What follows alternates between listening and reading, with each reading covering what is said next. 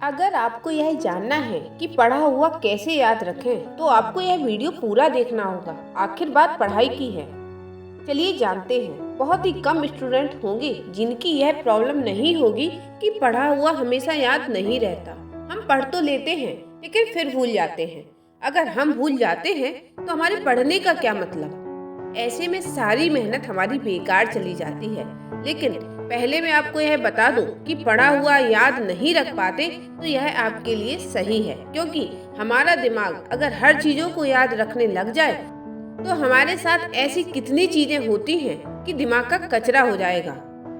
अगर इसका सॉल्यूशन निकल आए कि आपका टाइम भी बचेगा और रिजल्ट भी अच्छा आएगा। सब कुछ याद रखना मुश्किल है, लेकिन फिर भी काफी हद तक इसे कंट्रोल कर सकते हैं, लेकिन पूरे तरीके से नहीं। मैं आपको 3 तरीके बताने वाली हूँ।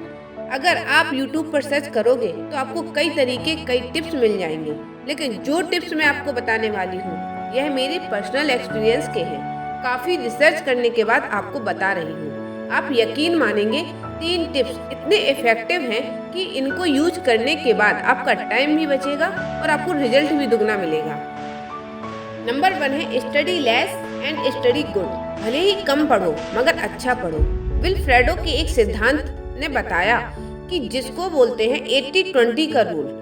उन्होंने ऐसा नियम दिया जो हर जगह पाया जाता है। उन्होंने बताया कि 20% स्टडी हमारे 80% रिजल्ट के काम आती है। इनका कहना है कि आप सिर्फ 20% पर फोकस करो, आपको 80% का रिजल्ट इसी से मिल जाएगा। एग्जाम्पल के लिए नंबर 1 है 80% पैसा यहाँ 20% लोगों के पास है। 80% क्राइम यहाँ 20% लोग ही करते हैं। 80% ट्रैफिक यहाँ 20% रोड पर होता है। 80% टाइम हम 20% क्लॉथ ही पहनते हैं।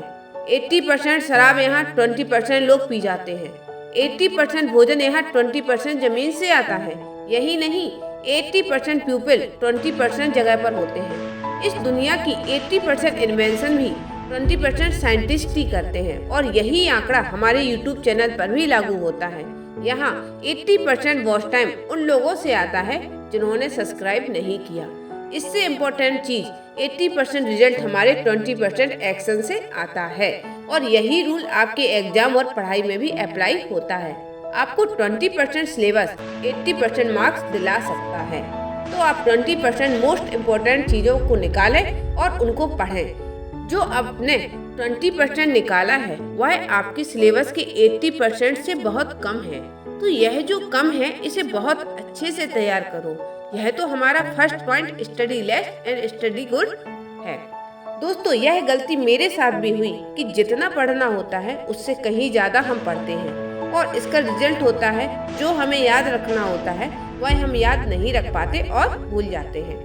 एग्जाम में जब ज्यादा दिन नहीं है तो आप इस रूल को फॉलो करके एक अच्छे मार्क्स ला सकते हैं। नेक्स्ट पॉइंट है स्टडी मॉर्निंग।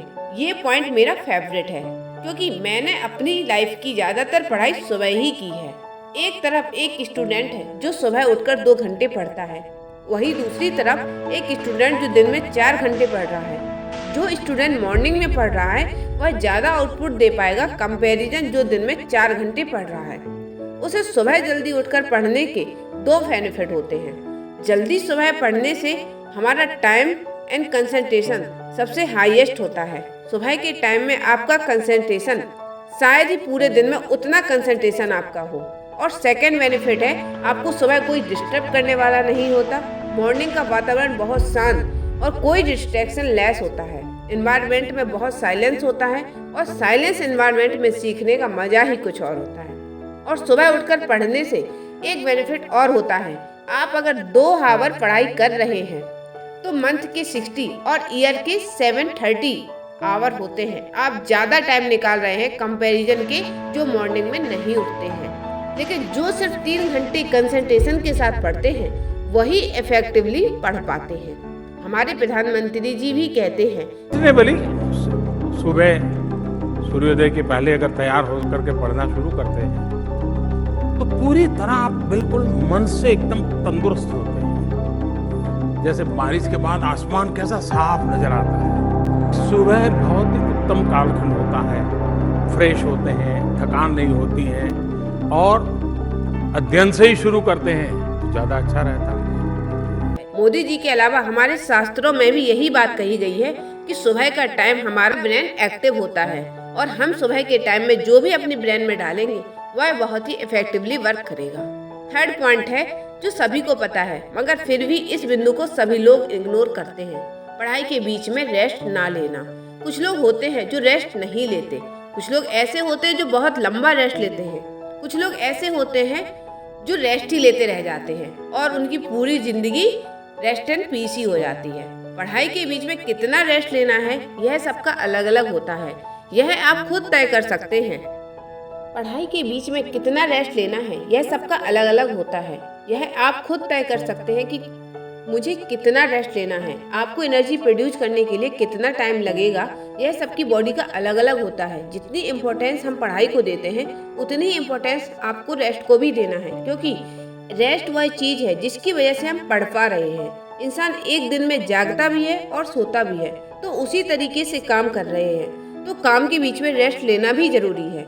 हाँ, यह बिल्कुल भी नहीं करना है कि अगर हमारा मन पढ़ाई में लगा हुआ है तो हम पढ़ते ही जा रहे हैं, क्योंकि ऐसा देखा गया है कि जब हम ज्यादा पढ़ते रहते हैं तो हमारा मन एक टाइम के बाद पूरी तरह थक जाता है और हालात ऐसे हो जाते हैं कि फिर से पढ़ने का मन नहीं करता। रेस्ट लेते रहना चाहिए। आप पोमोडोरो टेक्निक के बारे में पढ़ सकते हैं। इस टेक्निक में हमें 25-25 मिनट में 5 मिनट का ब्रेक लेते रहना पड़ता है। 1 घंटा होने के बाद आपको 15 मिनट का ब्रेक लेना है और फिर इसी साइकिल को आपको दोहराना है। इस टेक्निक को यूज करके आप अपनी पढ़ाई को बहुत इफेक्टिव बना सकते हैं। फिर से तीनों पॉइंट को शॉर्ट फॉर्म में डिस्कस करते हैं। हमारा मेन टॉपिक था हम पढ़ा हुआ याद कैसे रखें। नंबर 1 है study less and study good. Second, morning study. Third है स्टडी रेस्ट। नंबर वन है स्टडी लेस स्टडी गुड, जिसमें हम 80-20 का रूल फॉलो करते हैं। सेकंड, स्टडी इन मॉर्निंग, जिसमें हम बहुत ही हाई कंसंट्रेशन से अपने टाइम को यूज करते हैं। नंबर 3 है रेस्ट लेते रहना। इस पॉइंट से हमने रेस्ट के इम्पोर्टेंस को जाना। इम्पोर्टेंट हमारा वर्क भी है, उतना ही इम्पोर्टेंट रेस्ट भी होना चाहिए। लास्ट में हमने पोमोडोरो टेक्निक के बारे में जाना। अगर अभी तक आपने पढ़ाई शुरू नहीं की है तो कोई बात नहीं, आज से ही शुरू कर दीजिए। किसी ने कहा है जो निकल गया उसे सोचा नहीं करते, जो मिल गया उसे खोया नहीं करते। सफलता उन्हें ही मिलती है जो वक्त और हालातों पर रोया नहीं करते। अगर आप आज से भी शुरुआत करते हैं और दिल लगाकर मेहनत करते हैं तो अभी भी आप बहुत कुछ कर सकते हैं। अगर मेहनत आदत बन जाए तो कामयाबी मुकद्दर बन जाती है। बस मेहनत इतनी खामोशी से कीजिए कि सफलता शोर मचा दे। चैनल को सब्सक्राइब नहीं किया हो, चैनल को सब्सक्राइब एंड लाइक करके जरूर जाएं। जय हिंद, जय भारत।